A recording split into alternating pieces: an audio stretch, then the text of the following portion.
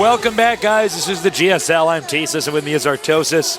And this has been pretty back and forth thus far. It has, man. Yeah. But Foxer has been keeping the lead. You know, NesTea hasn't led the series quite yet. That's true. I'm actually sitting here hoping so hard that NesTea can take this next one. Yeah, I know. I want Game 7. I don't care who wins it. I just want Game 7. That's all I have to say. I totally agree, man. It would be so nice to see the final 7th game. But I have to say, Boxer is giving NesTea a pretty hard time. Yeah. When NesTea does win, I mean, it's pretty dramatic.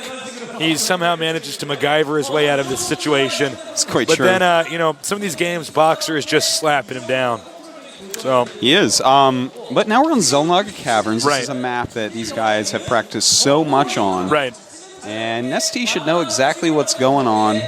There's not a lot of sneaky stuff you really see here from Terran. Just as long as he doesn't go 14 hatchery, I think we should see it get into a longer game, which we haven't been seeing very much of. You know, it's not a map like Steps of War where NesTea feels obligated to do some sort of all-in. We've seen almost every Zerg in the GSL, when they have to play on Steps of War, they go ahead and all-in because they feel it's unwinnable later in the game.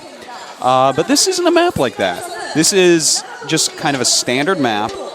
And I think that if NesTea just plays a standard opener that isn't hatchery first, it should be pretty good. But on the other hand, Foxer, I would not be surprised at all if we see him go double barracks again, just in case there's a 14 hatch. That's true. I mean, NesTea is inclined to 14 hatch, and he has been given a hard time every time he does do that. Also note, when you're ahead in one game like this, you have room to take a risk. Yeah, absolutely. You know, what the hell? Let me try this. Yeah. Because if I can win this out now, great.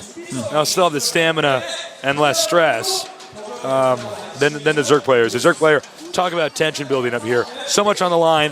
This is the biggest and bestest esports event in the world. The world is watching. More people watching than ever before. Yeah. In fact, we know that apparently there are some stream difficulties.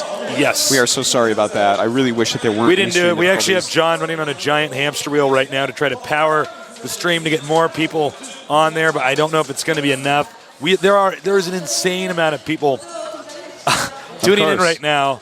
Not a big shocker there, but we are sorry if it's laggy for you. If you do get a premium account, that money actually goes to improve the stream. Yeah. So hopefully it gets a little bit better, but here we go. The countdown has begun. Zelnaga Caverns. Will we go to a 7th game? Let's find out.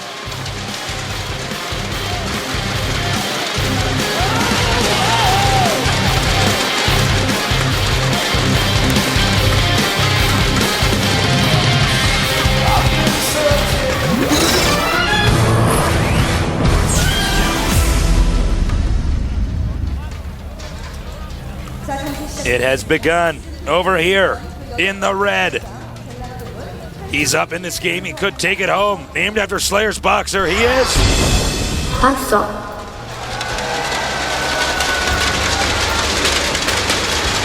And the crowd goes wild. Down here at the bottom left on our 101 map, naming himself randomly after the drink that was on his desk when he had to make an AD, he is. NesTea.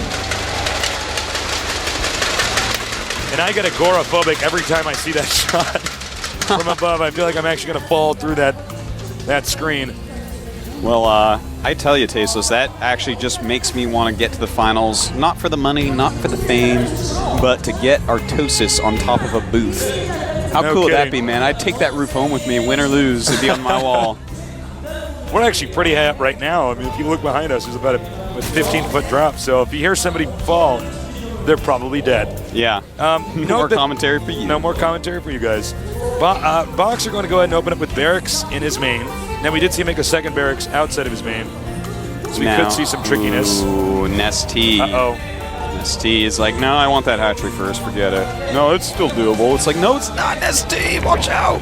This could be bad. This could be very, very bad. In fact, I'm pretty sure he's going out to make a second barracks. Yeah, that wouldn't shock me. We don't have any gas going up yet in our Terran's main. Oh, that's quite true. And note, I always say this before every game, but I know there's a lot of new viewers.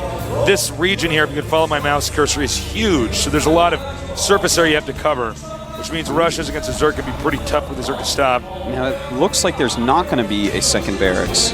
But he is going to throw that bunker down. That's not going to do anything. That's actually just to draw drones out. Don't worry, Zerg fans, StarCraft fans alike. That ain't no thing. Notice how he instantly runs away from it. He wants to scare him into bringing more drones off than he should. That's right. For canceling it, he's only going to lose 25 minerals. Already, these drones have cost more than 25 minerals of not mining time for NesTea, so it's just a good move overall. He once again comes over here, cancels it. And now you can see, talk about a delay. Now, the single Marine is coming down. He's like, oh, maybe I can get a drone kill, maybe I can't, but it's at least going to force a good amount of Zerglings out of NesTea. Right. He's already a little bit scared from how many times he's been rushed like this, and so he's actually making a lot of Zerglings right now that he actually doesn't need, and that Marine already turned around to go home. Meanwhile, Terran expands. Zerg will spot it momentarily. And I would not be surprised if we see a ton of Marines coming out here, again, from NesTea. But he's also getting a refinery right away. And there it is, more barracks. Yep. The refinery probably going to be for stimming combat shields. You know, that's how he rolls. No shocker there. Yep. So, again, it's Zelnog Caverns, as we were saying. Not really surprised that we're going to go into, an actual game instead of some weird rush game. It's a much more normal map. And this will be used pretty soon here. The Queen will be used to make a creep tumor. Got to make sure you have a lot of creep around the map here. Yeah, that's so important. In fact, a lot of Zergs nowadays getting 3 queens pretty quickly. One just for laying creep tumors and really spreading that creep forward. And you can see he does see the command center. So I'm curious to see if we're going to see NesTea tech up, or is he going to go for some aggressive timing attack, which is what's won him the last 2 games that he's won. Quite true. Now, I would love to see NesTea actually go ahead, get his lair, go into a pretty standard game, get that 3rd base up, and see a real macro game out of these 2. That's something that we've kind of been missing so far in this series, even though it has been a great series thus far. Now, the Terran economy is really going to start kicking in with the double orbitals done. It's going to be raining mules. Hallelujah. Hallelujah, it's raining mules. But at the same time, our Zerg player has already droned way up from seeing that command center. That just means that, hey, you can make a lot of drones. And he's got 35 against just 25 SCVs. So his economy right now is through the roof. Now we see some pressure coming down here from Boxer. He is going to try to force him to make some more lings. I don't know if this is a wise decision. A ton of lings are being made right now, and I think he's just going to lose all of these Marines pretty badly. Baneling's nest, by the way. Yeah, he may be able to take that out. But here comes some Zerglings. And he wants to save that Baneling nest. And look at this. This Marine's going to go down big time. Down come SCVs. That's SCV timing there a little odd.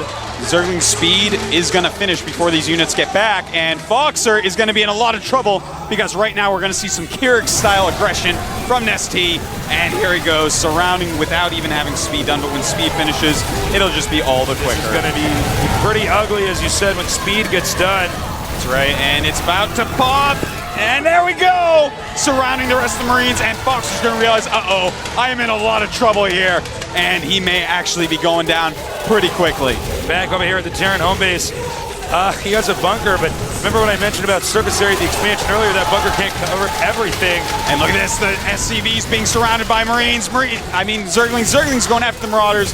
Marines inside as well. You know, he even has a Baneling nest done. Look at this, killing so many SCVs. And there go the Banes. On the way. And it looks like we are going to see a Game 7 tasteless. Oh, when these Banelings finish, Ooh, it's gonna be brutal. That's right. The banelings are on the loose. Gonna go after this bunker? Nope. Nope. Fooled ya. Going up that ramp. And as they die, they blow up on those Marines, and here comes even more. Pretty good dealing here with Boxer, I have to admit. Yeah, he's managing himself pretty well here. Problem is, the economy here is just too big for Boxer to overcome. Yes, more and more speedlings coming up, surrounding some Marines, hitting some more SCVs. There's so few SCVs left, only 14 left right now. And you know, this is one thing about NesTea is he just always manages to get in here with these perfect timing attacks, handling himself so well. You can see the SCVs can't take too many more blows, and these banelings are about to get done. No! And they're going after those SCVs. Run for your life. Don't kill nearly as much as you thought they would, but it doesn't matter. More speedlings on the way, and we're going to have to see a GG here momentarily from Boxer. He runs in there, he takes out these Marines. That's right, and cancels the Banes even. He's like, wait a minute, I don't actually need banelings. Yeah, just need his Marines to get hit by these speedlings. And that does it, guys. GG. Wow. NesTea has to be feeling good about that game. He feels so relieved. He's like, finally, I have hit my stride. I am back. I am NesTea. And we're not going to have a break here. We're going to go right into the last game. Yeah, the last game going to be on Metalopolis. Everyone agrees it is the most balanced map out of the pool. A true test of skill, Tasteless. No kidding. And we are going to have to see. This is going to be very happy times for NesTea because Zerg players do love Metalopolis. Metalopolis, I think the best map made thus far. At least my favorite. Although most of the maps that are for StarCraft 2 right now are pretty damn good. Wow, he came back once again with a perfect time and attack. I mean, just had he waited too long, that wouldn't have worked. But of course, Boxer made a big mistake back there. That was quite a blunder, Tasteless. Yeah, to attack like that was just He's like, I have 8 bad. Marines. Maybe I can attack across Zelnog Caverns and do damage. And it's like, no, this is NesTea. This isn't random 2100 Diamond Zerg. This is NesTea. Yeah. The best Zerg in the entire world. He is a real force to be reckoned with. A real superhero. I got to say, I don't know who's going to win now. I have no idea. No one knows, Tasteless. Nobody knows. Not even the Overmind. Not even the Overmind knows. Not even on those crazy drugs the UED gives it to keep it down. That's right, man. It just does not. Nobody knows. That's right. And we're going to find out soon. The players have said they're ready. So we're going to get this going. I'm ready. I hope you guys are ready. Metalopolis.